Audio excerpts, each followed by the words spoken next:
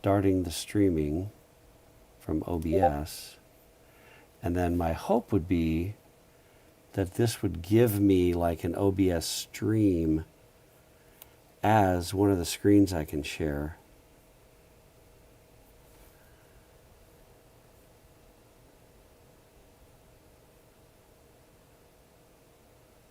Which it's not doing. Yes. Okay, let me see. Screen 1, screen 2. No. No! Oh, the woes.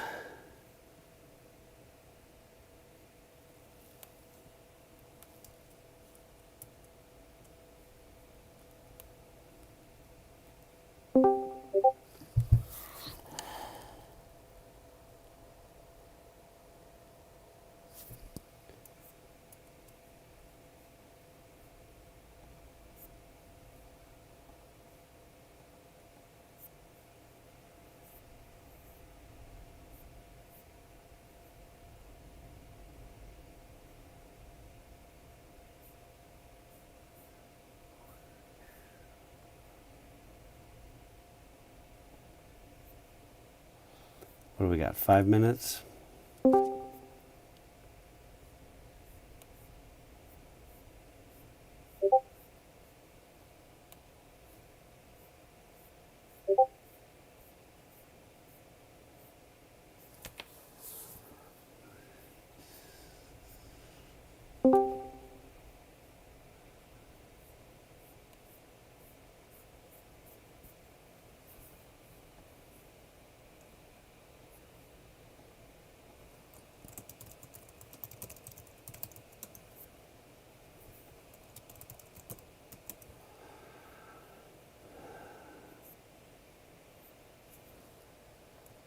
Ooh, hang on a second. Discord.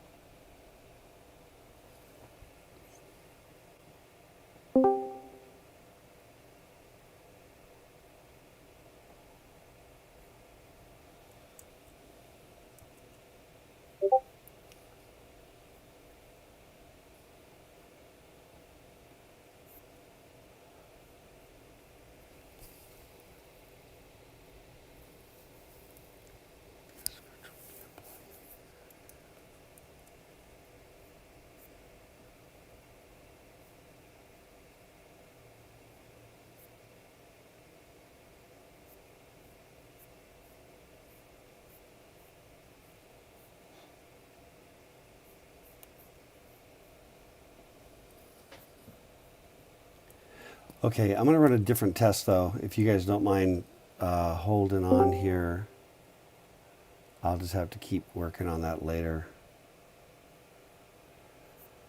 Output, streaming, aggregate, no.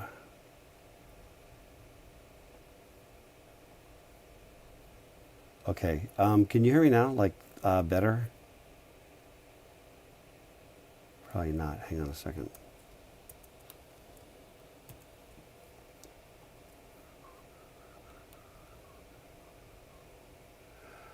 Oh, wait, hang on.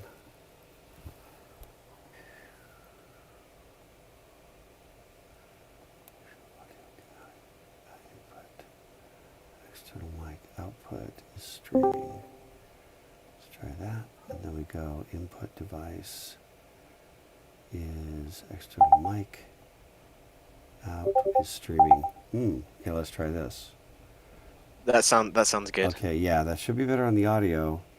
Then the burning question is, will it let me select?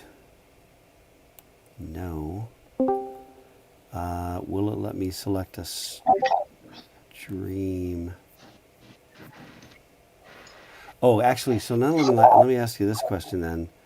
So I'm not getting the actual stream, but tell me if you're hearing this. We had to make a peanut butter and jelly sandwich. Yeah. Then do it. Doing what I sounds knew like a we were video gonna playing? do this. I heard Dad talking to Mom. Choke yourself on my hand. So, did you guys hear any of that? Nope. I didn't. Okay, let me do one other thing.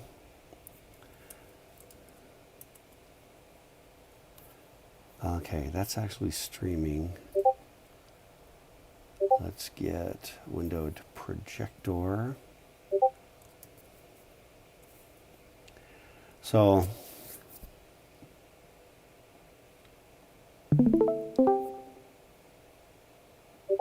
all right, so you should be able to see that.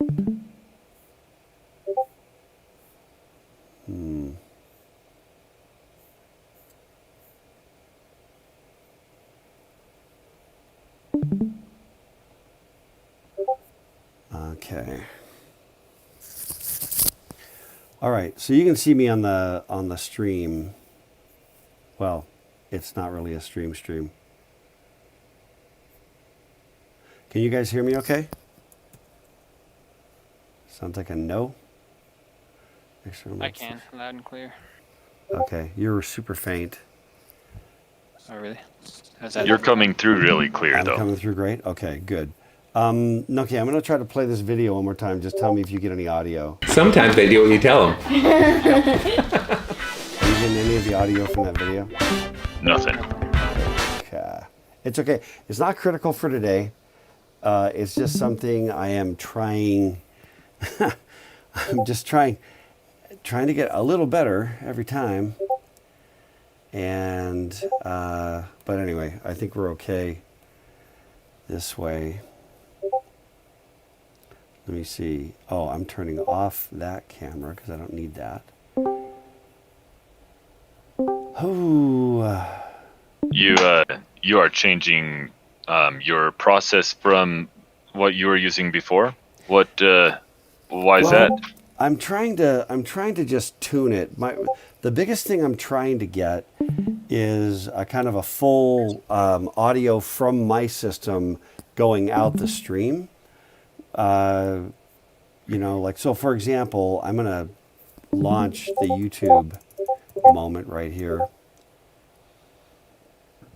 Where am I? In fact, if I could get somebody over on YouTube check-in. Great. Live now? That's not what I want. Maybe it's okay. I can edit it later. Like, so for... Is that the one? No, I don't think so.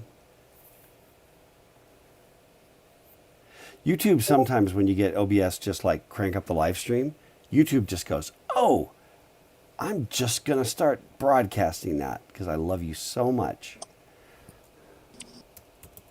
So helpful. Yeah, exactly. What are we talking about? We're talking about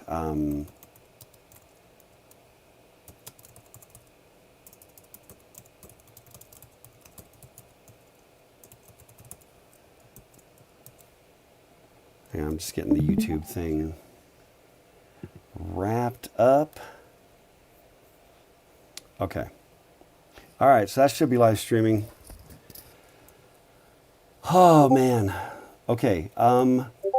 So can I get somebody just to check? I guess I can probably pull it up myself. There should be a live stream going right now on YouTube. Live streaming. It's there, yes. Okay. Oh man. Okay. So can I get somebody just to check? I guess I can probably pull it up myself. All right, I'm just doing a quick sound check to make sure we got. There should be a live stream going right now on YouTube. Live streaming. It's there, yes. Okay. All right. Okay. Yeah, I've got student audio. You guys coming out the audio, but I'm not getting the video, sound from the system popping out. But anyway, I think this is some kind of a record because we're only 4 minutes late. I think that's a record. Okay.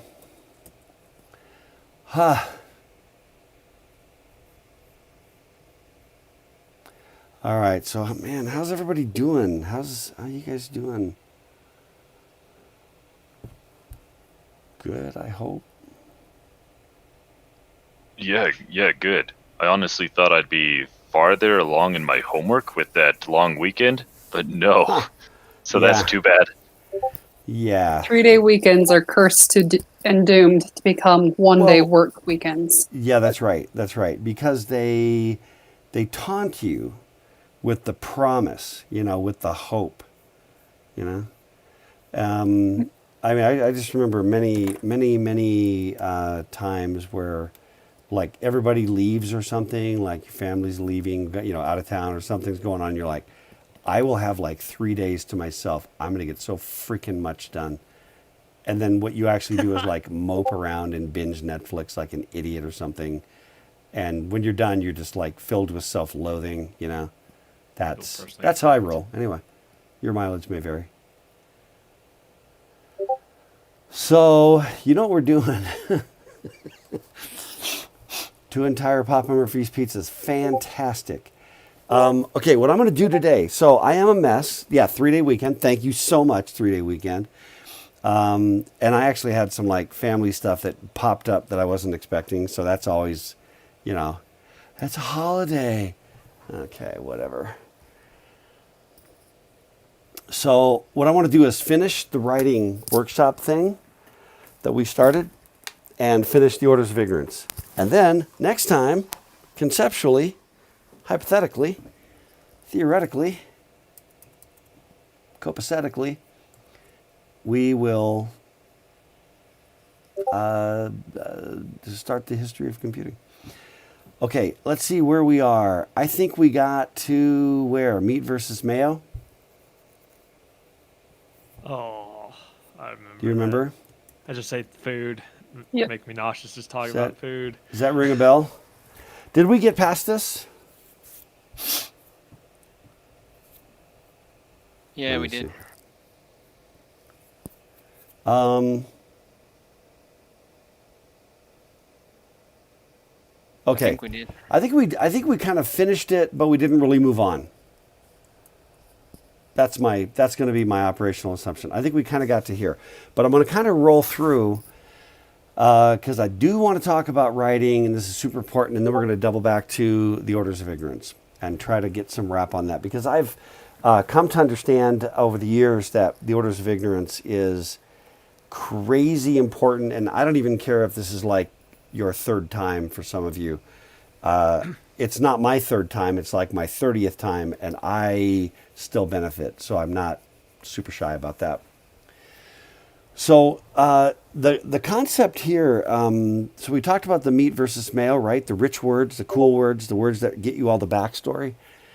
And so the idea here is that I've always been intrigued by the idea that students in our major can write beautiful code and then just suck so bad at writing like words in English.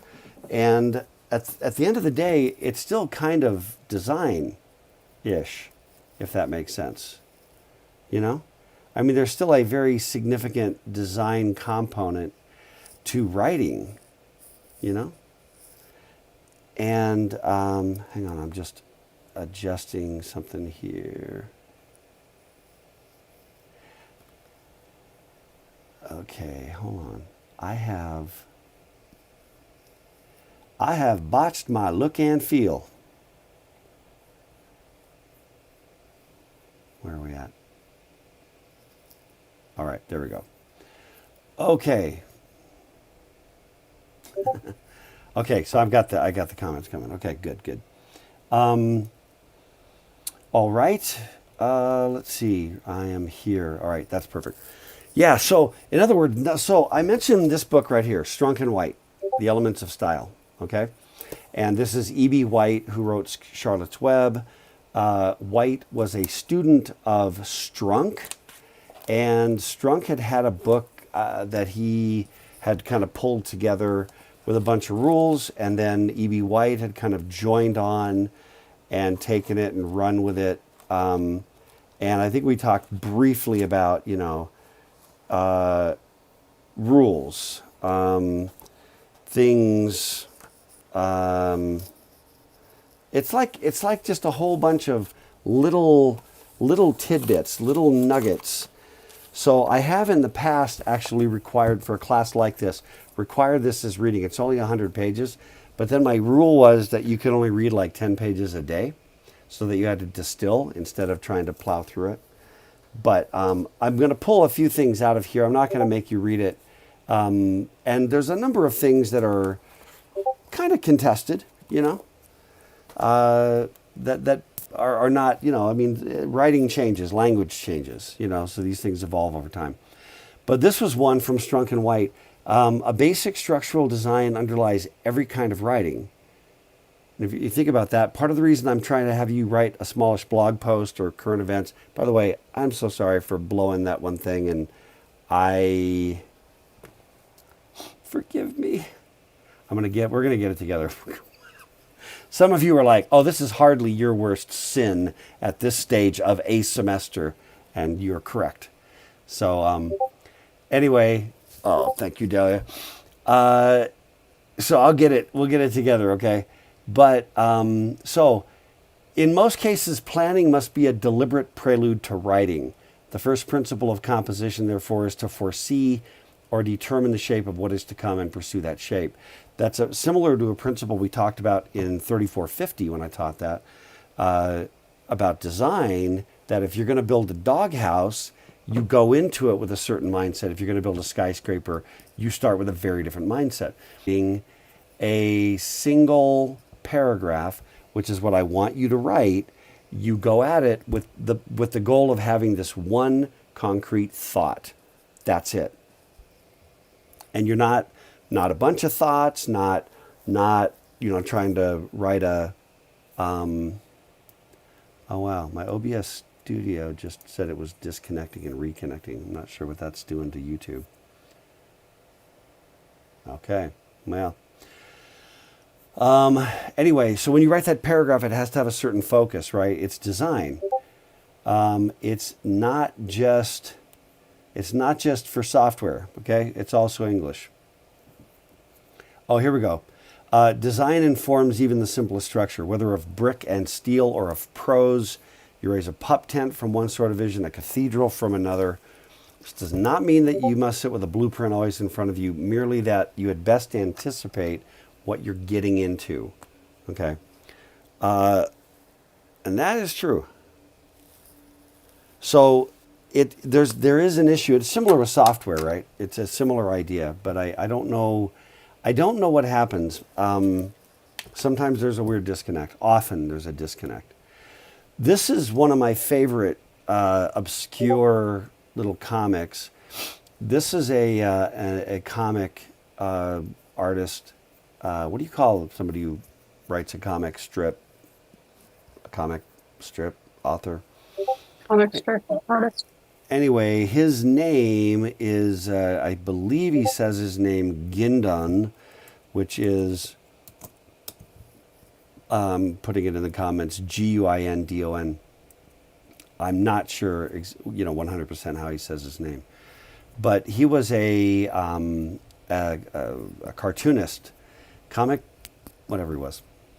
What do you call Bill Watterson of Calvin and Hobbes fame? Friggin' genius, whatever you call him. Anyway, he was in the Midwest. I think he was in Michigan, maybe, and doing, But anyway, when I was growing up in the 70s, there was this Gindon had these cartoon comic. They're not cartoons, they're comics. In like a massive number of papers, but it was like regional, like in the Midwest. But I always thought he was a genius. But this one here, I just really, really like, because you just see these people writing, right? You see this person with the garbage pail, and everything. And then the punchline, writing is nature's way of letting you know how sloppy your thinking is. Right? That hurts a little bit.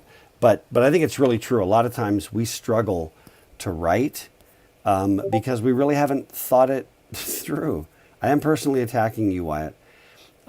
We haven't thought it all the way through, and that's why we're struggling. with how to say it. A lot of times we really don't know how to say it because we're stymied, because we don't really know what we're saying.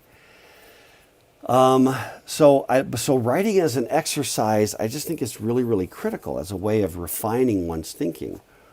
And I think practicing writing and writing in different settings and contexts just grows your ability to express yourself. Okay. Also, a lot of you, for whatever reason, despite the fact that in computer science, I'm speaking kind of, collectively, right? If you already know you're a brilliant writer, then I'm speaking less to you. But where in computer science, we wind up having to get really down to detail and be articulate, right? You have to identify this variable, and that variable can only be used in that situation. And, but then we get into English and we wind up, let me see, there was a student, I don't know if it was a student in this class, but if it is, I apologize. But there was a chat I was doing, and sometimes what I wind up doing when I'm chatting with students, especially maybe earlier in the program, having not yet had certain kinds of English classes or whatever, it's like they use the word it like 3 or 4 times in a sentence. And then I'll just say, okay, I don't know what you just said. Okay, and these are my questions. What do you mean by it? What do you mean by it? What do you mean by it? And what do you mean by it? And all I'm really trying to say is use precision. Use as much precision as you can when you're trying to communicate. And it is, the word it is a horrible mayo word. It's mayonnaise, right? If you're like, it jumped over it. Okay, well, maybe the fox jumped over the dog, but now I know what you're talking about. Be precise, okay? That's the idea. A few other things, and I'm going to just kind of hit you with some highlights from Strunk and White. This one was from Strunk. It's an old observation that the best writers sometimes disregard the rules of rhetoric, which is true. When they do so, however, the reader will usually find in the sentence some compensating merit attained at the cost of the violation. Unless he is certain of doing as well, he will probably do best to follow the rules. Now, I would sort of modify this slightly and say that if you are violating the rules, but you understand what the rule is, then you're probably doing something cool. If you know why you violated that rule, right? But if you don't even know what the rule was and how you're violating it, you're probably just not good at it. But you think you're a genius. There are exceptions. There are exceptions to that. Music is a good example. A lot of brilliant creativity, right, comes out of music where there wasn't necessarily an explicit. There was a big debate over whether Kurt Cobain was a musical genius. I think he was, but he wasn't really a musical theorist, per se, right? You can have the same discussion about the Beatles and Lennon and McCartney, who broke a lot of rules, but always had an intense sense of what the dynamics and the rules actually were, if that makes sense. They almost were like, what am I sassing about? What's my sass? I'm seriously, I'm serious. I need to know what my sass is. Yeah. Anyway, but the notion that, when it comes to writing, if you do understand what the rule is, you're in a safer position to go break the crap out of it. Okay. Let me keep going. But I think, I don't know if music is different. Not sure. Okay, here we go.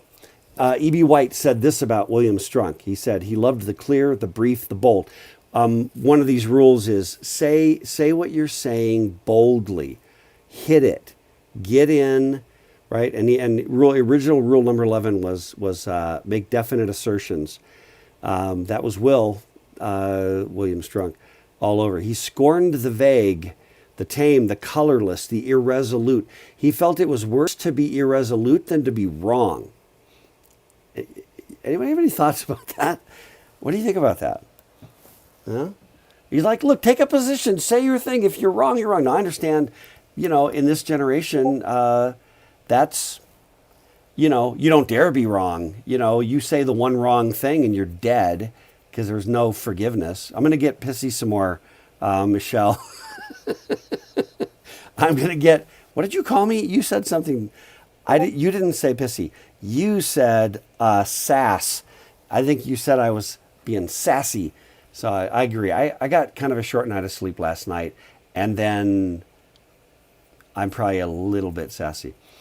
Yeah, but the point just being, I remember at one point pivoting in my writing to try to really think through things, but then say them a little more strongly, you know, like just try saying the thing, you know. And if you, in your little paragraphs, in your cute little paragraphs, if you're able to just go, you know, even by ending, if you have to, by saying, my position is, and say it. You know, I'm okay if you use those words. Even tighter if you don't, but I'm just saying, find a thing you're trying to get to and say it. Be resolute, okay? Try that. Just try it. See what kind of trouble you get into. Related to boldness, he says, I remember the day in class when he leaned far forward in his characteristic pose, the pose of a man about to impart a secret, and croaked, if you don't know how to pronounce a word, say it loud. I want you to just think about that one for a second, because that's crazy. That's cool. Remember the discussion we had about being wrong, about being comfortable being wrong, and about, you know, needing to be able to find out you're wrong, and that vista, right? And if you say a name loud and you give somebody the opportunity to correct you, you're setting yourself up, you know, to learn, which I think is pretty tremendous. So this comical piece of advice struck me as sound at the time, and I still respect it. Why compound ignorance with inaudibility? Isn't that great? Why compound ignorance with inaudibility?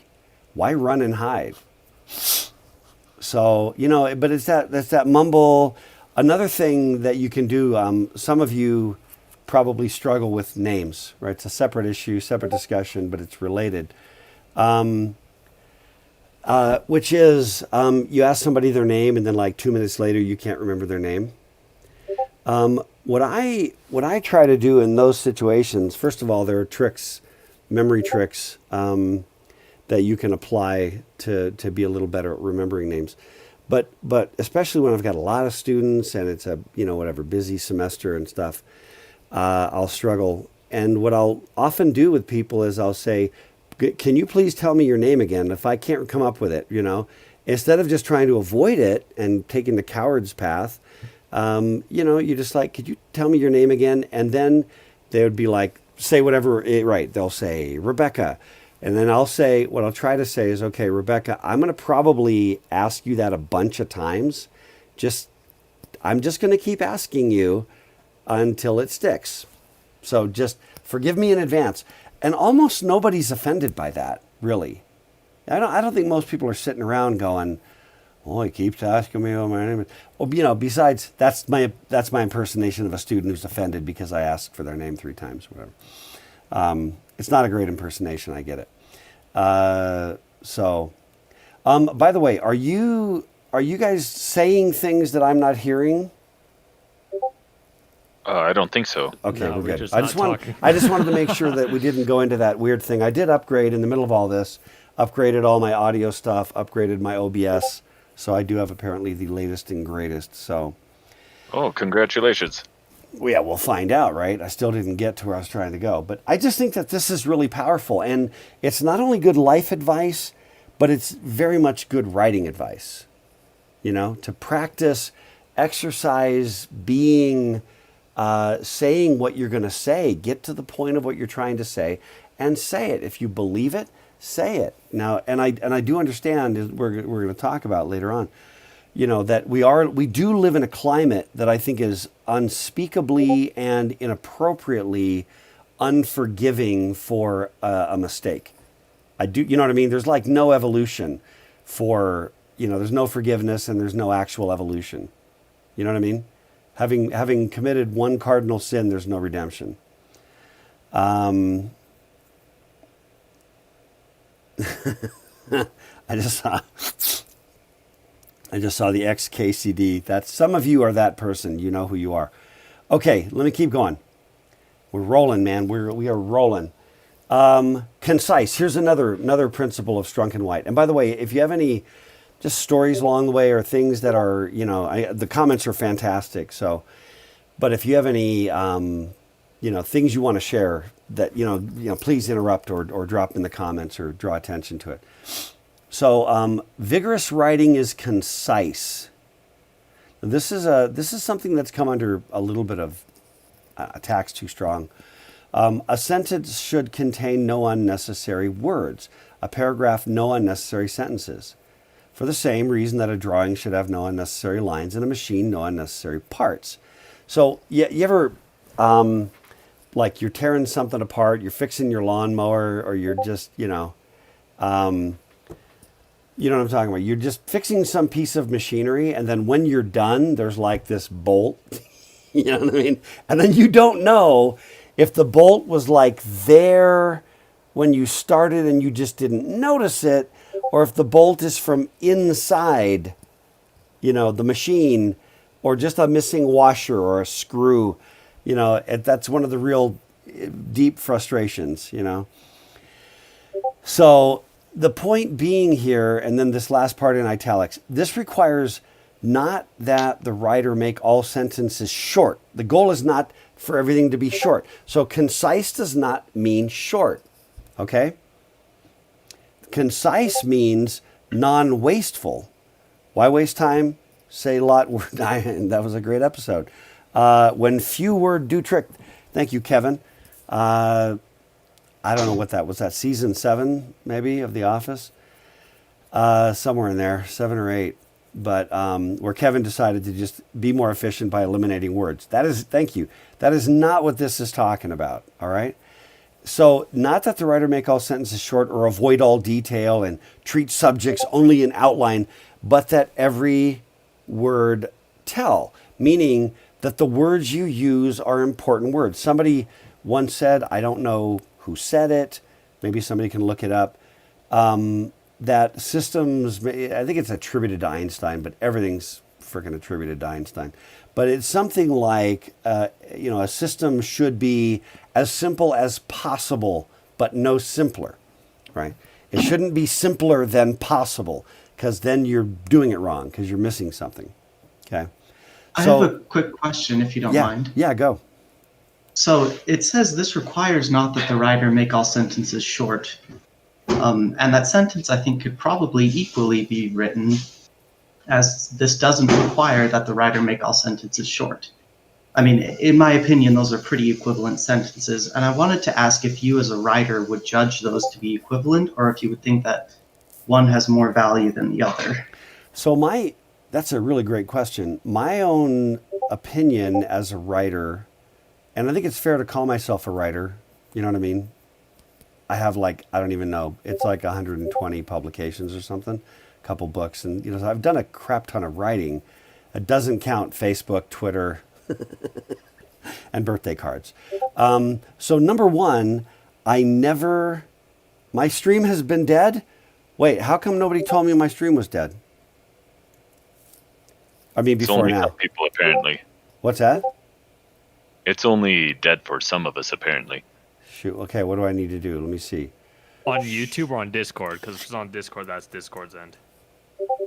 Let me see. YouTube looks alive. And I'm seeing Discord. And what about Discord? Discord looks alive to me. Is anybody not? Where are you? Where are you? It's not on Discord? Should I kill Discord and come back? My Discord is also not working. Well, Your if live it's multiple of you, it's probably not you. It's probably me. I'm going to just kill Discord and I'll come right back.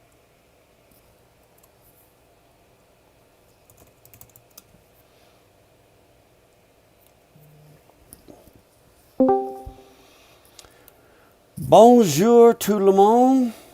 Now that actually, I have to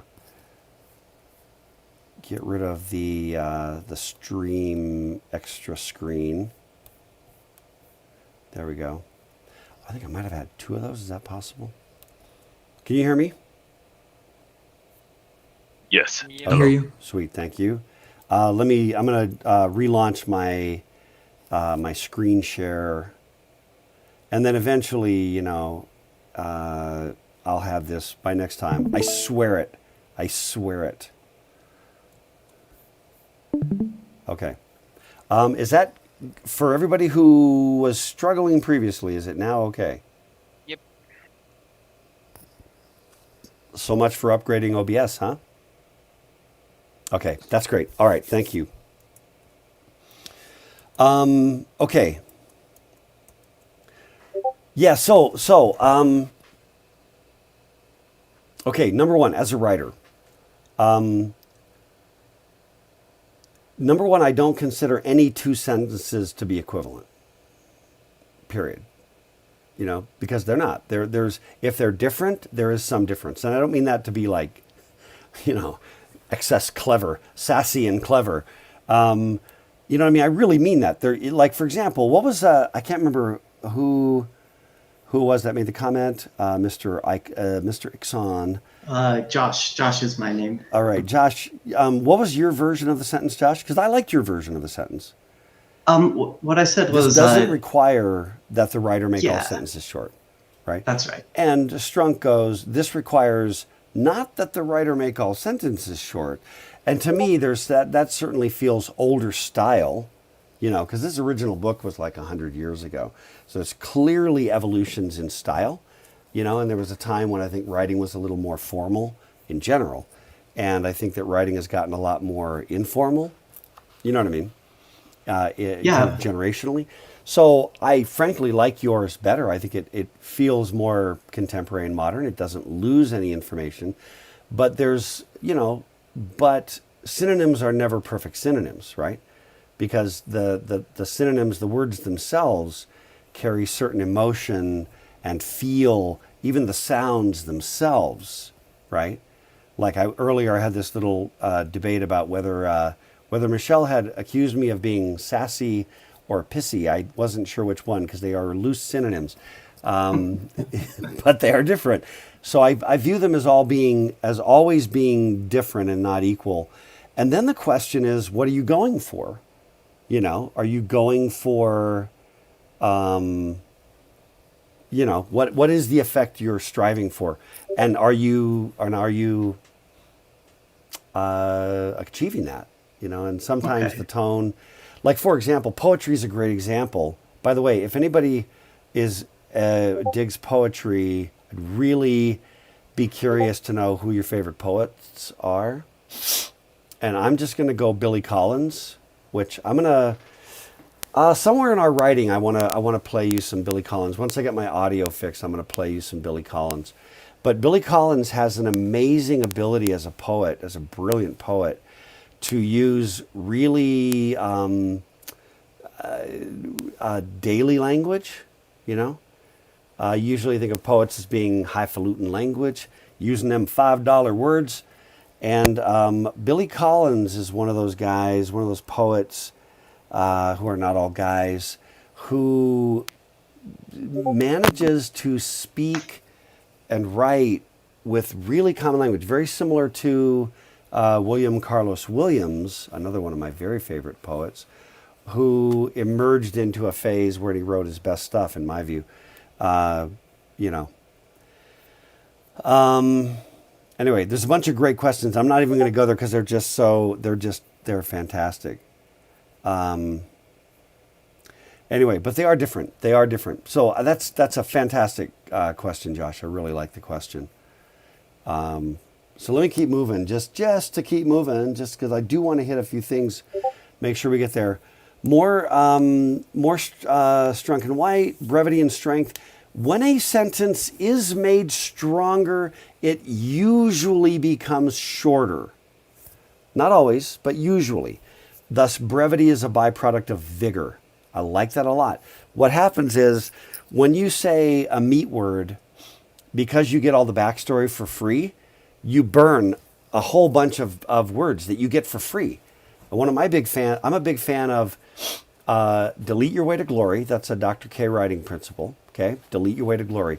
When you're stuck with a sentence that you don't know what to do with, or a paragraph, or whatever, consider whether everything you're trying to say is going to suffer at all for the loss of the whole thing. You know, sometimes literally just consider, what would happen if I just deleted this entire sentence? Would I lose anything? Or what if I just deleted this whole little segment? But when your writing gets more meat and less mayo, one of the things that happens is that you lose word count. The word count actually shrinks to some optimal amount. And if it gets too tight, you can do it where it becomes almost poetic, but you still, then it can get so tight where now you're like, if you've ever read philosophy, I don't know what it is about those folks. Whew. The sociology writers, they get crazy. It's so dense. It's so, compact and intertwined, and it's not enough mayonnaise in my view. Okay, I'm going to keep going.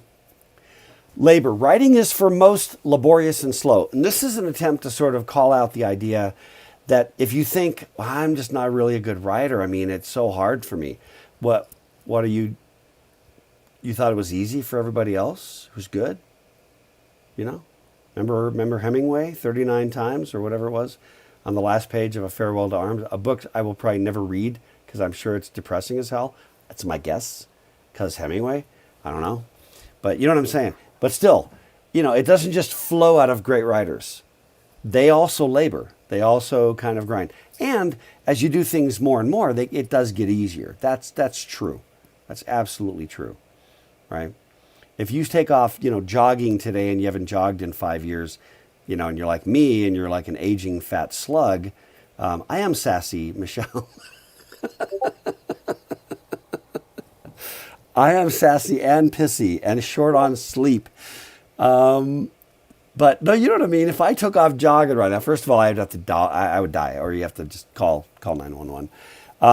But if I did it every day, I would get faster, right? I would just get in better shape. Well, the brain being an organ as well, it's just going to get in better shape. You're going to become Dr. K the curmudgeon. Remember Andy Rooney? Ever notice? That guy was such a curmudgeon. That was my Andy Rooney impersonation, by the way. Okay, this one is a good one. Do not overstate. Readers will be instantly on guard, and everything that has preceded your overstatement, as well as everything that follows it, will be suspect in their minds because they have lost confidence in your judgment or your poise. Overstatement is one of the common faults. Now, back in June, thank you, Michelle. I appreciate all the commentary, and the best part is it's pretty much accurate, So, back in June, I did a social media fast. What do you want to call that? A social media. What's the word? Sanity check. A what? You're making sure you're still sane by stepping away from social media. It was curative, a juice cleanse, exactly. Let's call it a truth cleanse. How about, Mason? You said juice cleanse. I'm going to go truth cleanse. But one of the things that made me crazy in the current climate, you know what I mean? There's a lot of controversy. There's a lot of conflict. There's a lot of anger. There's a lot of emotion, right? We're living in that world right now. And I'm just saying, and I think this relates to this, that overstating your case, in my view, does not help, right? I'm just going to give you an example, and I'm just going to say, and if you disagree with me, this will be just the tiniest bit political. And I'll just say, if you disagree with me, you're wrong. No, what I'm saying is that if you disagree with me, just understand that there's a difference between literal agreement, disagreement, and emotional agreement, disagreement. Okay? Are you with me on this idea before I trash my career by saying something that's actually true?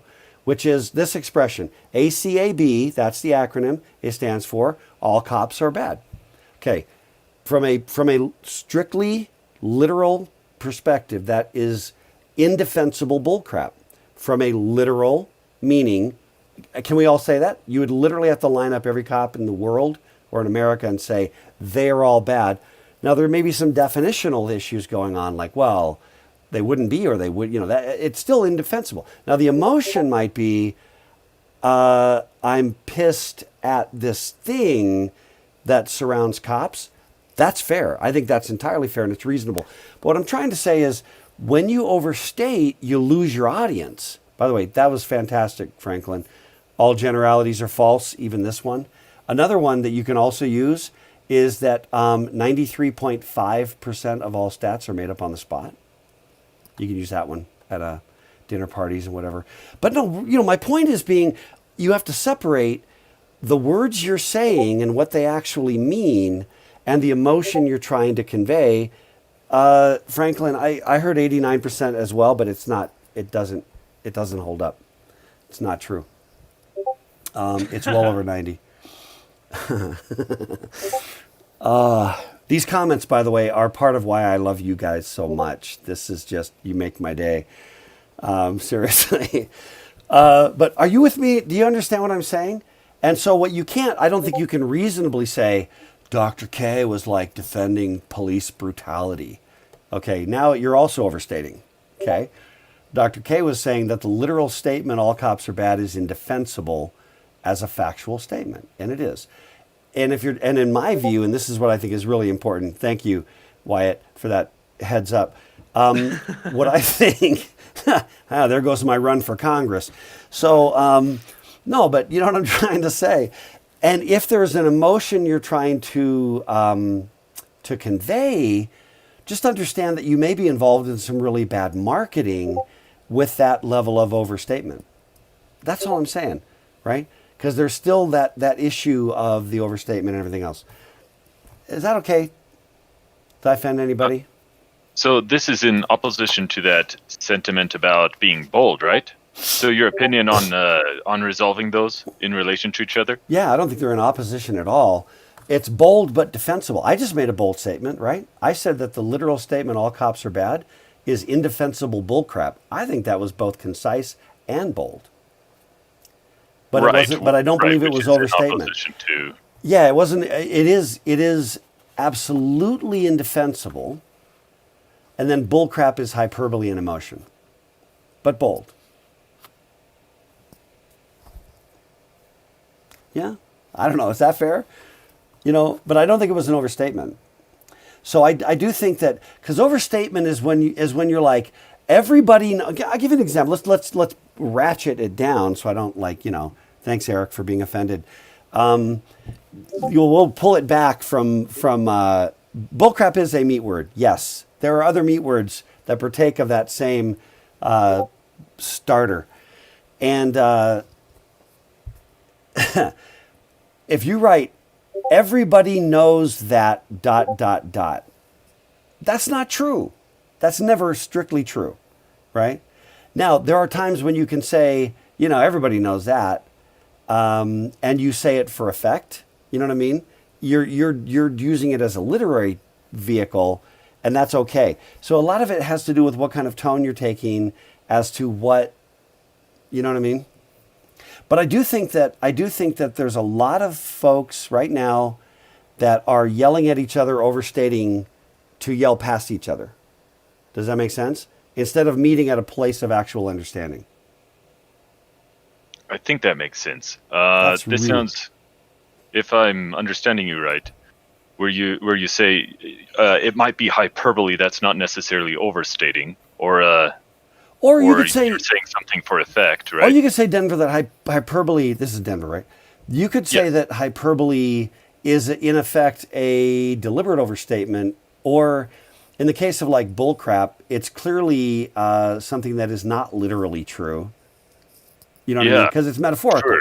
It's a metaphor that carries a lot of emotion in our language and in our culture. You know what I mean? Yeah. Case in point is people feel very split over political correctness, which is kind of trying to balance this. Some people might say it's too much hedging, right? Like, just say what you want to say. Right. And then on the other end, trying to be careful not to overstate to be taken out of context, right? Yeah, that's right. That's right. And then the problem, anyway, there's a lot of other issues there. I do think that where that bugs me the most is when it comes to comedians, because I always feel like comedians, for the most part, their job is to press some envelope. You know what I mean? I think their job is in a sense, the great revolutionary comedians, for the most part, you know, the Lenny Bruce's, which is even before my time, frankly, but he's legendary. The George Carlins, you know, these are people that from a language perspective, push the bounds of propriety, let's say, right? For effect, to do certain things, to do, you know, to have a certain impact. And we're, you know what I mean? Sam Kinison, the late Sam Kinison, was freaking out of his mind, you know, and also brilliant when you weren't just going, whoa, is that guy for real? You know? Oh, I hear you. You know, and then that guy was like just crazy and so freaking offensive. But, you know, so I kind of feel like when you reach that point where comedians don't dare, like, you know, perform on college campuses, then we may have, and that's really a thing, by the way. Jerry Seinfeld has spoken specifically about how, you know, and others that just like, I'm not doing colleges, you know, people like just get pissed, yell at me, you know what I mean? And start a social media campaign before I'm off stage, you know. Because they might be taken literally rather than for comedic effect, right? Right. And anyway, that's comedy is another issue, but that is that issue of, you know, when you're dealing with comedy, you're definitely in the hyperbolic land and in the land of overstatement, you know? And so it really comes back down to writing. So you're gonna have to back up. I don't know. So you're gonna have to back up the Jerry Seinfeld, not known to be, I don't know the guy, right? Haven't hung out with him for a while, but you know, and also, Aiden, the question is, to what extent is it relevant that Jerry Seinfeld, if he is an a-hole, what relevance that has? Is that just an ad hominem, you know, attack or statement about him? What bearing does that have, you know what I mean, on the notion that he and others have felt like it's not a real great thing to go play colleges? You know what I mean? I mean, it may be, right, to be fair. So you got to connect the dots on that, which is I'm pressing this, A, because it's fun, B, because I'm tired, but C, when we're talking about writing and communicating, and I'm trying to get you to write kind of like position statements, crafting that is important. You know, the logic that you use, the approach that you take, you know. And so, you know, and by the way, Aiden, I'm not even disagreeing with it. You know, I'm not disagreeing with the point. I don't see the lines that connect, you know what I mean? If Seinfeld is an a-hole, which he may very well be, I don't know. Or maybe he may be Mother Teresa's, you know, stepbrother. I don't know. But what that has to do with the fundamental point, you know what I mean? And I don't mean that as a criticism. I mean that as like, let's explore, let's go, let's talk a little more about that. Okay, let me keep going though. I pulled these, I gave the credit on this one. So let me see, Brickmaker, I don't know who you are, but sounds like a communication. I like the comment that about trying not to use words that are only known in small groups, cliques, etc. Again, I think that depends. I think it totally depends. Here's another interesting thing that I want to just kind of point out. I may have to draw a picture. But what winds up happening, let me see. I'm going to draw. Okay, do you see this amazing artwork? Do you see this? Oh, yeah, that, my friends, is a bell curve.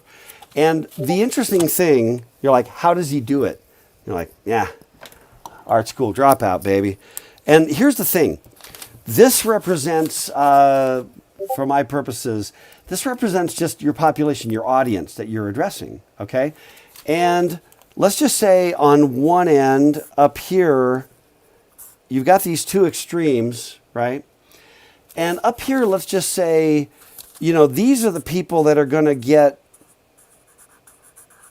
who needs a whiteboard? This is going to be the people who really do get like obscure references, right? And then these are going to be the people that, to even connect with them at all, you're going to have to be boring and literal. Okay? And I'm not saying one's better than the other. I'm just saying they're different, right? So there are things you can say that this group over here is just going to be loving it, just falling over themselves, paying money to come see you perform if you're a comedian or whatever. And these people are going to be like, what? And then there's going to be stuff you can say to these people, right? And they're going to be just falling down, laughing. And then these people are going to be going, whatever, that's not funny. The sensitivity is kind of calibrated, right? And this is really my point. You cannot satisfy both of these groups of people at the same time, unless you're just giving them money. You know what I mean? With messages written in their own little, in their own sort of like native metaphor. This one would go, for your obsequious attention, and for these folks is like, money for you. And point just being, everybody who writes or speaks has to pick some slice of where they're going to live. And if you pick a slice that's down, more in the straight, whatever, the literal kind of a thing, you're going to be boring to certain other people. And if you pick this other slice, you're going to be incomprehensible to other people. And again, I'm not saying it's, right or wrong, good or bad. I'm just saying that you have to kind of like decide what you're comfortable with, right? And does that make sense? Same thing with movies, right? There are movies. I remember watching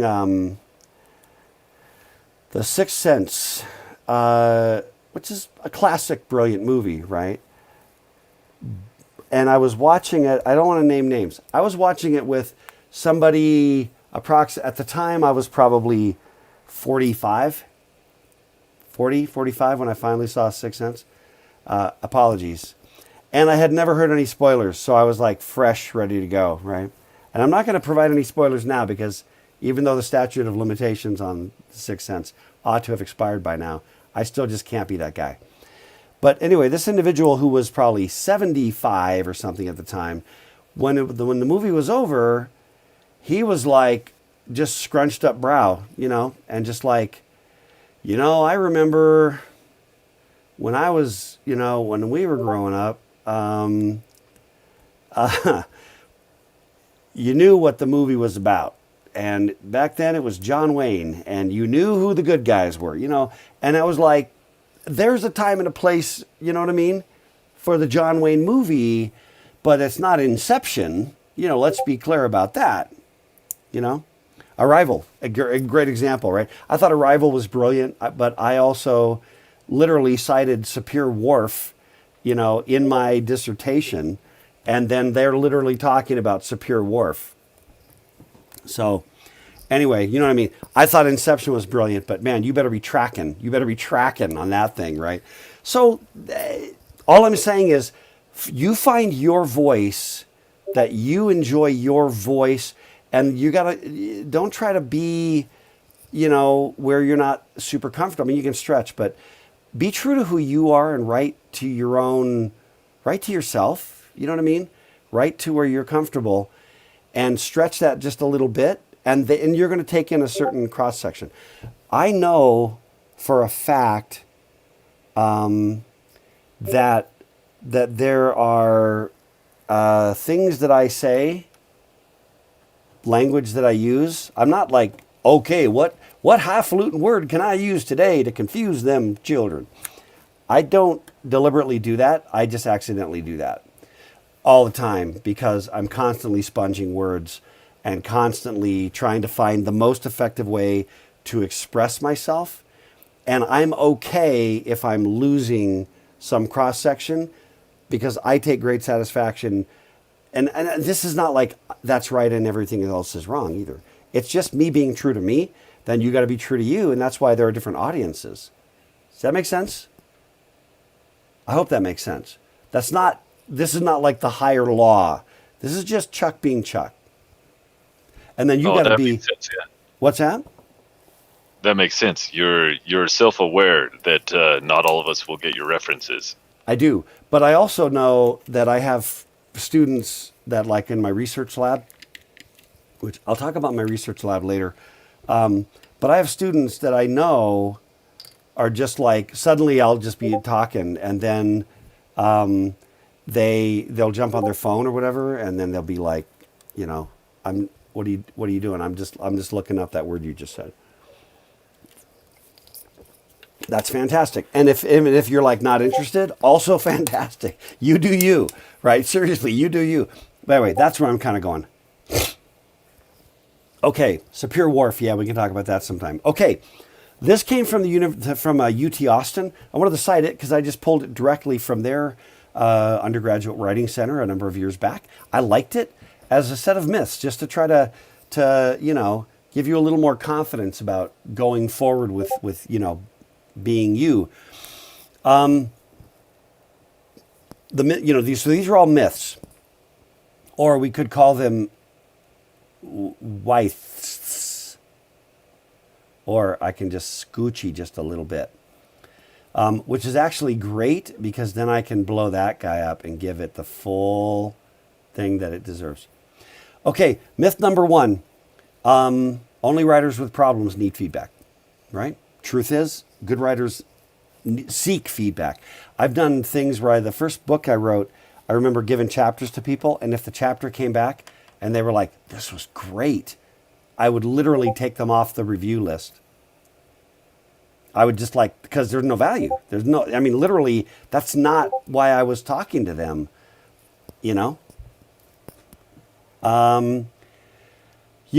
real professional writers, man, there are colleagues, reviewers, editors, proofreaders. You go through a lot of editing, okay? It also means you need to be, it means that you need to be a little bit egoless. You can't be wrapped up in it. When they start ripping the crap out of your writing, if your ego is wrapped up in it, you're just going to be an emotional wreck. You have to throw it out there and then almost pretend you just stumbled on it. I don't know, I just came across this writing. It sucks pretty bad, Really? Who wrote it? I don't know, But you literally have to take your writing, throw it out, and then just divorce yourself from it. Separate yourself emotionally from it and look at it objectively and just tear the crap out of it. You're trying to make it better. You're trying to make it good, right? So you've got to find the crappy parts and fix those. So, okay. Next one, good writers write quickly and effortlessly. Now, the truth is there are writers who do write very quickly and seemingly effortlessly. That does exist, right? A certain kind of a speed. The Usain Bolt of writers, let's call it. That's a good example. I love that guy, by the way. In addition to being, I don't know, maybe he's an a-hole like Seinfeld. I don't know. But he seems to be a really sweet guy. And faster than all get out, man. That guy is incredible. Anyway, but I'm just saying, that's fast. Usain Bolt, fast. But good writers, they pre-write, they draft, they revise, they edit, they sweat, and then this is the farewell to arms quote, right? So just understand that if you're a grinder, that's okay. That's what most writers are, okay? Some people, they do, and the more writing you do, the better you get at just streaming it out, just kind of flowing out. Okay. Good writers know exactly what they want to say before they start writing. Again, good writers learn by writing, and there's a process of examining. And when you have adequate self-awareness, and you have an openness to having your mind change, which I've been talking about since we started this gig, being self-aware and being open to having your own mind changed. As you start to write, you start to question the thing. You ought to be questioning the thing you just put to paper or to screen, right? And so you can start in and then you go, I don't know, I just said something there. Do I believe that? By the way, so Everything You Know Is Wrong. There was also an album by the Firesign Theater predating Weird Al called Everything You Know Is Wrong, FYI. Myth number 4, readers want black and white explanations. Now, this is an interesting one. The reality is readers trust writers who recognize the complexity of an issue, who can deal with the nuance. I think that's actually less true than when I cribbed this from the University of Texas. You know what I mean? There is a market for black and white thinking, a big market. You wanna rise up the ratings on cable news, and just the cable talk, political, whatever. Go get stronger and stronger and more, indefensibly opinionated, and eliminate more and more nuance, and make everything much more and more coarse grained.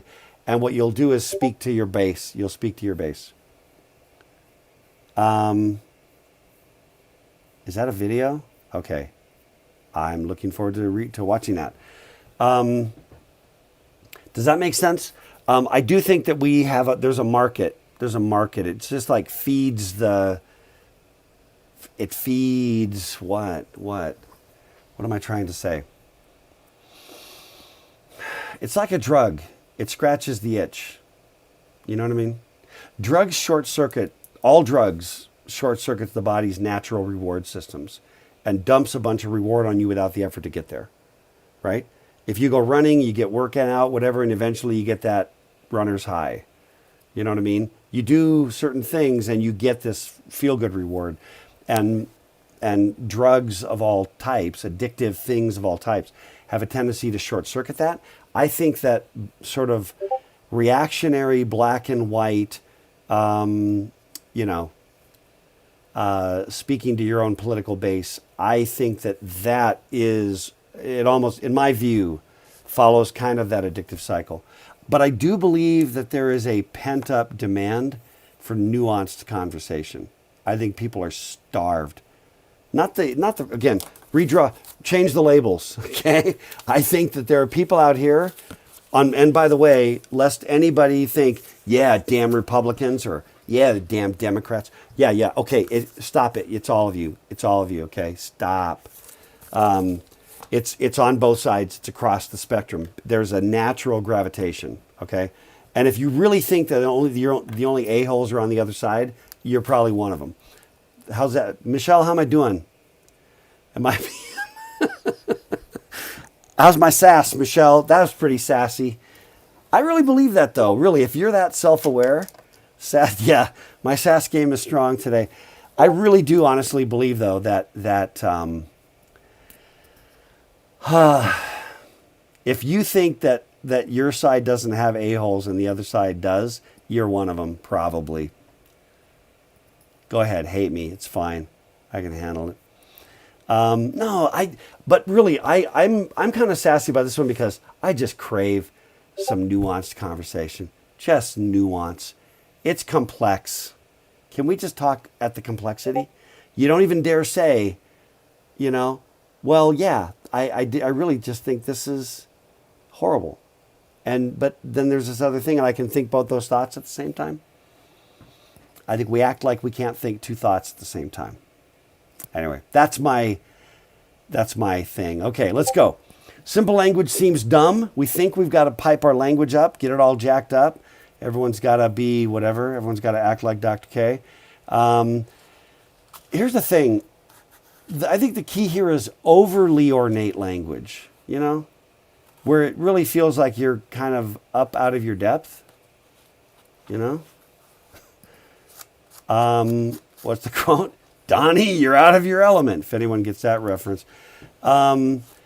If overly wordy or overly ornate, where you're blowing it up and you don't need to, right? But on the other hand, there's still a part where you're true to yourself, In other words, if a word you're using is a word you use and it's part of your vocabulary, I don't think it falls into that category.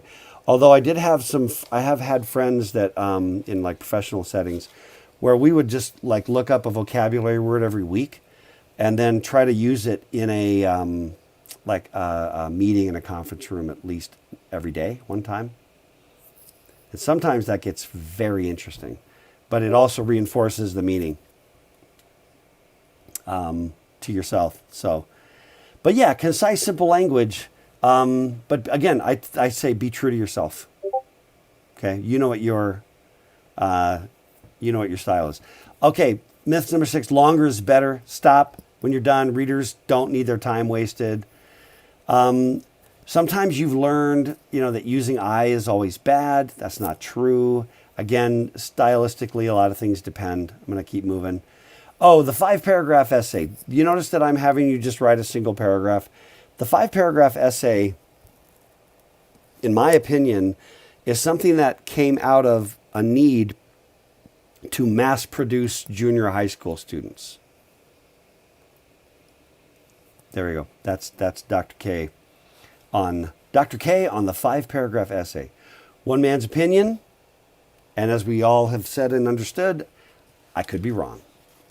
I'm okay if I'm wrong. Honestly, I really, truly am at peace with being wrong.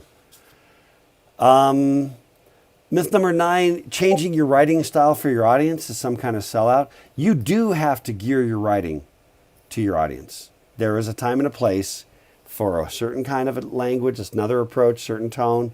There is a time and a place. Okay. In fact, what's interesting is if you ever listen to like Joe Rogan's podcast, he has a certain style of communicating when he's hosting the podcast. You know what I mean? It's typically very nuanced, very respectful, really trying to tease things apart. And then when he's doing his comedian thing and he's on stage, there's a different thrust, a different focus, right? That's a good example, I think, of, the world's most popular podcaster. Also, by the way, relative to that issue of nuance, you realize that what a revolution it was when, I don't know who the first one was that did it. It might have been Rogan, but it might not have been. But the long format podcast. Dude, man, there's some interviews. I started listening to an interview with Joe Rogan and Post Malone, and I realized that freaking interview went 4 hours. They're just talking, Post Malone talking about moving to Utah. It was fantastic. But I'm just saying the long format, right, was the long format is an opportunity to tease it apart, to go in. Stop. What do we mean by that? Tear that apart. Okay, what does that mean? Tear that apart. Instead of just like, you all whatever, and then all of you always whatever, which is worthless. It's worse than worthless. It's negative. Whatever is less than worth less, it's diminishing. Okay, where is my happy mouse? There we go. Geniuses don't need to follow the rules. That's another myth. Again, the rules of grammar exist, right? Unless you're going to be... By the way, did I get any... Yeah, thanks for the phone. I did notice my phone was ringing. Some people don't know that I'm in class. Where was I going to go with that? Oh yeah, breaking the rules. Did I get any poets? Did anybody dump their poets in the chat? Because I'm going to drop another one on you, which is E.E. Cummings. That's another one. Who in fact always had his name was always lowercase. Back before that was just like clever for hackers. You know what I mean? When you were an elite hacker and your name was all lowercase.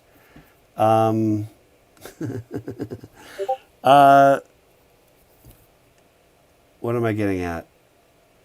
Yeah, I don't know what I'm talking about. Yeah, so in other words, there is that part where unless you're doing it for effect, the rules give us a shared way of understanding what we're doing. Okay, and we got a few more minutes to, we're not going to get to Orders of Ignorance. And you know me, I don't care. It's all about the adventure sometime between now and holidays. We're going to have a good time. That's it. Okay, a few more things about the smallish blog posts. And again, apologies for my late breaking. And I think the announcement worked, right? The posting to everybody via announcement. Was that thumbs up? Because I hate to spam you with a bunch of Canvas emails and for a bunch of reasons, okay? But okay, so let me hit these. The comments explore the topics, but they're really about your thoughts, your feelings, your opinion. Don't regurgitate what the author said. In fact, ideally, don't even mention what the author said, unless you really need to. Just if we're talking about security, just talk about You know, talk about it. Hit it. Go. Other tips for success on the smallish post. Before you turn it in, edit it. Please, I beg you. Sleep on it. Do it the day before. Edit it the morning that it's due. Don't write it an hour before it's due, 20 minutes before it's due. Okay? Have someone else read it. Reread it after you wrote it. Take some time to engage your brain. This is the material. Today is TBD, but in general, I'm trying to have the material not be onerous and burdensome. I'm trying to have it be like, okay, that was cool. That was fun. That was a good video. I hope you're digging the videos so far. Taylor Molly, which again, my stuff doesn't work, or I'd play Taylor Molly, right? That was about being resolute, about being bold, right? That's why I gave you Taylor Molly. So I posted it. It's due Sunday. Let me see. But yeah, give your brain time to digest it. This is really trying to be fun. Find something that grabs you and explore that, for your paragraph. Things, in this article, don't even do it. Don't summarize the article. Don't respond to the article. Don't be too long and don't be too short. It's a paragraph. General authority. That actually came from when I was doing this at BYU. Yeah, so I didn't edit that part out. But if you actually want to do like general authority talks, yeah, look at that bullet. Complaining about the readings, the blah, blah, blah sucks is not insight, But if there's really something you want to talk about, hit me. Autobiographical. I really like things that are like and then I thought, that's autobiographical. Don't tell me the process. Just say your conclusion. Argue your point. Make that thing. And don't assume that the audience has read the article either. And the smallest post is always about that day's topic. Today's official topic is the history of computing. So, let me see. Yeah, so if you already did a post on the orders of ignorance, great. That's great. If you did any posts, yeah. If you did any posts, for today, because you're like, I already did it. I thought, and it's relevant. Great. That's not a problem. I wanted to just save everybody else who was like, I don't even know what we're supposed to be doing. But if you did a post on the orders of ignorance, or a post on writing, or a post on just anything that is in the topics of what we've been dealing with, fantastic. That's just great. Let me see. Some other things that people do. And by the way, so whoever that is, the fear of missing an assignment, just understand anytime it's my screw up, I'm going to work with you on it. Okay? The smallest post due Thursday is also about the history of computing. The next 5 days was going to be that. Yeah. No, but I just want to say that just understand that when I screw something up, I'm gonna make it reasonable. We're gonna find something that everybody feels like that's really a reasonable solution and not burdensome. I'm trying not to make the class in general crazy heavy, crazy workload, right? I'd rather you could handle all the reading and everything we're doing in a way that makes it where you can really immerse and have an experience, and where it sparks conversations, like with your roommates or your significant other. Okay, I'm going to hit the rest of these. So, using controversial points as evidence, that doesn't do the trick. If each of the controversial points you use actually needs its own defense, try to take it down to the level where you can actually defend your position. A stream of consciousness, not a great idea. Avoid posing rhetorical questions, right? Like, isn't it time we ... Look, if you think it's time we ... then just say, it is time we ... Okay? And the rhetorical question is like one of the biggest cop-outs. And for me, the first time I really saw I see it all over the news now, or what we used to call the news, but which is really just op-ed stations. And it goes like this. I think I first probably saw this on Fox News, and the little scrolling thing would go, Obama, Satan, Question mark. And it's like, yeah, I'm not saying he's Satan. I'm just asking if he is. You know what I mean? I think that's a cop out. So, are rhetorical questions really cop outs? Sometimes yes, and sometimes no. So the answer is they are sometimes. I think sometimes they're absolutely. The answer may surprise you. Yeah. Thank you, Rochelle. Yeah. Yeah. What happens next will shock you. The lemming defense, everybody knows, everybody thinks, that kind of thing. Okay, let's see. Don't repeat yourself or add fluff, Yeah, don't do chiasmus, where you have this nice little poetic structure in which you say the same things. There's an old thing that says, tell them what you're going to say, then tell them what you told them. Okay, I just say bullcrap. I don't know when that became a good idea, but I know it's been not a good idea for a really long time. I know, again, that's part of teaching middle schoolers how to write. No, I really don't believe in it. Loose pointers. A wise man once said, it's 2020. There's Google. Look it up. Find out who the wise man was. Okay. So,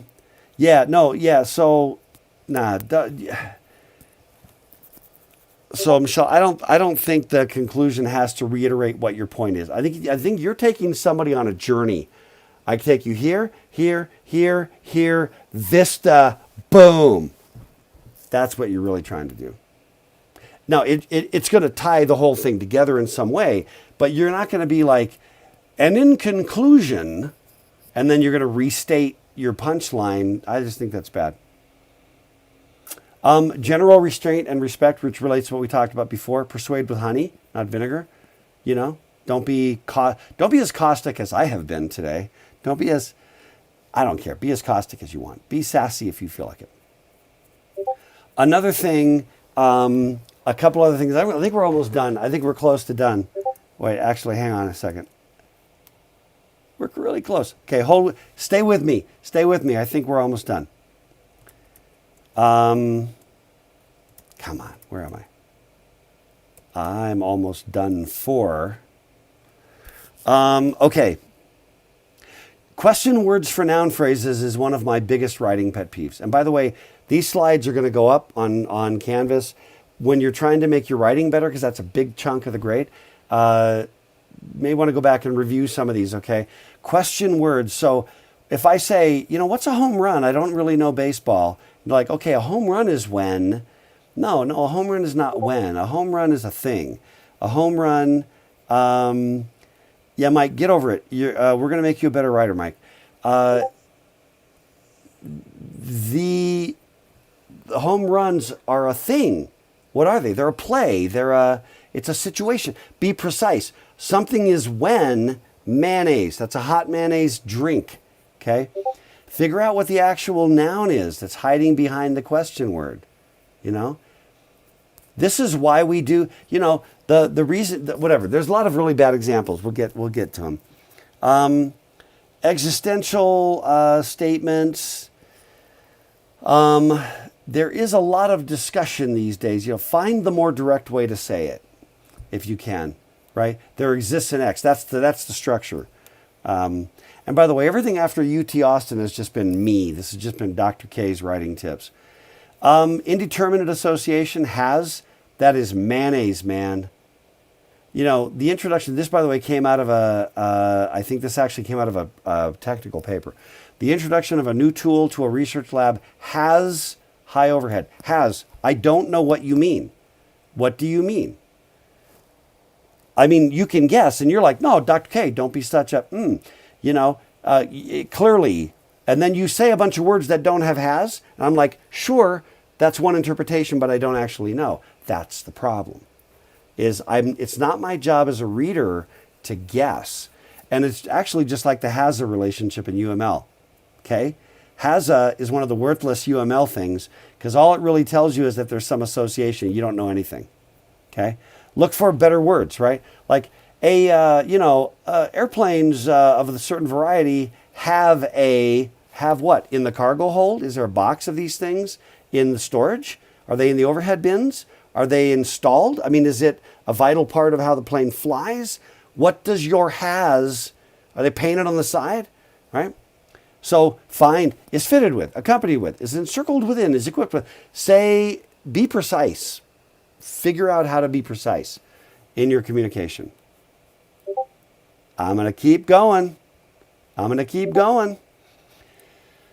Future words. A programmer will write when? Next week? A month from now? A year from now? When? You said will. When? If you're going to make these kinds of statements, deal with the omnipresent future. You know, the average programmer, according to this study, writes roughly the same amount of code, number of lines of code in a given amount of time, regardless of the language being used. Right? Say what you're really trying to say and say it in a present tense. If you say will, you should be talking about the future. There are, of course, probably exceptions to everything I'm saying, but I think these are pretty good rules. Default to the omnipresent future. Goofy grammatical mistakes. And by the way, so yeah, the it apostrophe s does mean it is. The only way to cure yourself of that is to just learn to pronounce that when you read it, not as it's, but as it is. Just to simply, you see the comma, think of it as an I, and just say out loud, it is. Then it'll start to drive you crazy when you're watching everybody's Instagram posts. Did I say comma? Apostrophe. Thank you. Sky comma. Yeah, there's a sky comma there. Just practice saying it is, and it'll actually eventually cure you of that. This is one that's kind of goofy. There's a lot of these kinds. I need to write my own Strunk and White, do I not? That, my friends, that's the rest of those slides.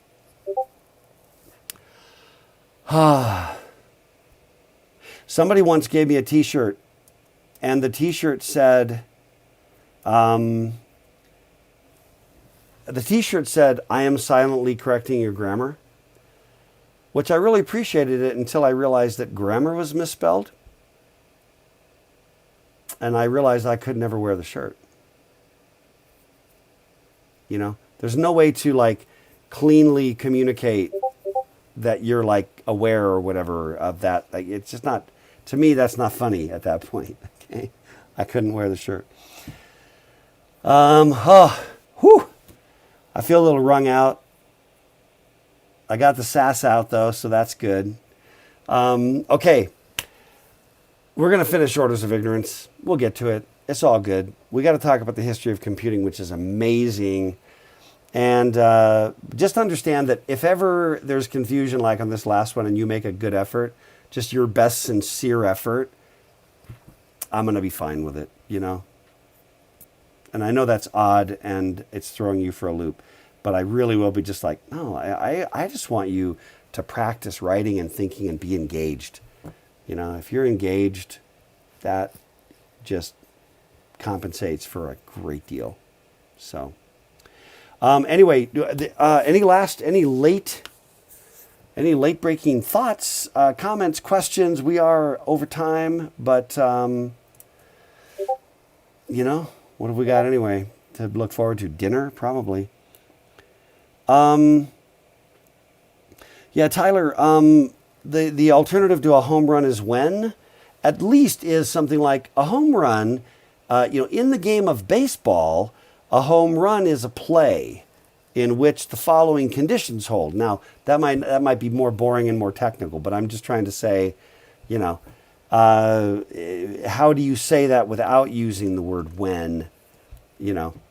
But the problem is that people get very mushy. It becomes an excuse for not figuring out what these words actually are. And when is a very, very significant mayonnaise word.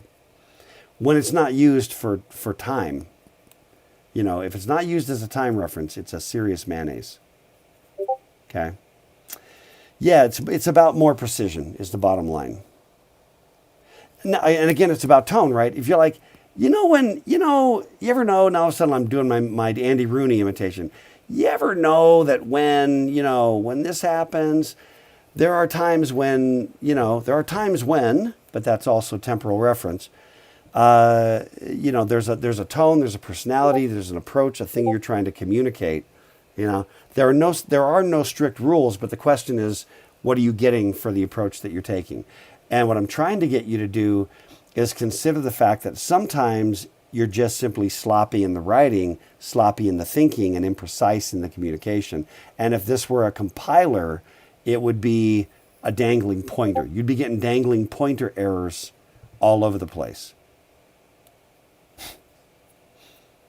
Nice, Mason. That's good. Yeah. So Denver, yeah, I don't think I said is a play when. That's unless somebody was saying that. I think I said a home run in the game of baseball is a play in which is an expression that refers to, But anyway, yeah, well, I don't know if it's better or not, honestly. I'm just saying that that's the exercise to try to get out of the habit, because there are, this is not a bad, this is one of the gray zone examples. I think there are some examples that are far more egregious in terms of using, So no, I don't know, Denver, if it's better or not. Because it depends on tone. If a play in which matches the tone of the audience, of what I'm trying to do, then yeah, I think it's better. If it doesn't match the tone, then it depends on the audience, There's a lot of, the point is just to get you thinking outside the box, right? So in the game of baseball, when all the bases are loaded, and I just said when, but what I didn't use it was as a noun phrase. It is when. What we'll try to do here, what I'm going to try to do is personally read your blog posts and try to catalog away the writing things. There's also, writing is crazy subjective, super subjective. So the notion that I'm going to just know and I'm going to be right, that's not true. I'm going to come from a base of experience and try to guide. At the end of the day, if you disagree, that's cool, and you got to go make your own writing thing. But there is bad writing that I think, stands out, and it stands there and is bad. Ball goes over the fence, a home run you will have. Thank you. Let me see. What was the... Yeah, no, so here's the deal. So Aiden asked if my grammar's bad in my writing. It's not bad writing, it's just stylistic, subjectively. Yes, if that's your intent. If that is your intent. But if it's your intent to actually communicate clearly and your grammar just sucks and you actually don't know how to do it, if I think I'm a pole vaulter and I take my pole and then I run real fast, jam it into the ground, grind myself on the pole and fall over, that's not just style points. You know what I mean? If my goal was to clear, this is sassy. If my goal was to actually go over the bar, I didn't do that. So there is, does that make sense, Aiden? That's all I'm trying to say. If you actually knew what you were doing and then you did a thing and you did it deliberately, then there's all the room in the world to have style points with that. Okay. I think we're done. Love your comments. Seriously. Love the comments and the engagement. I hope everybody who hasn't dropped comments, I hope you will. And also just the verbal, the verbal engagement. I really, really love it. It's part of what's so cool.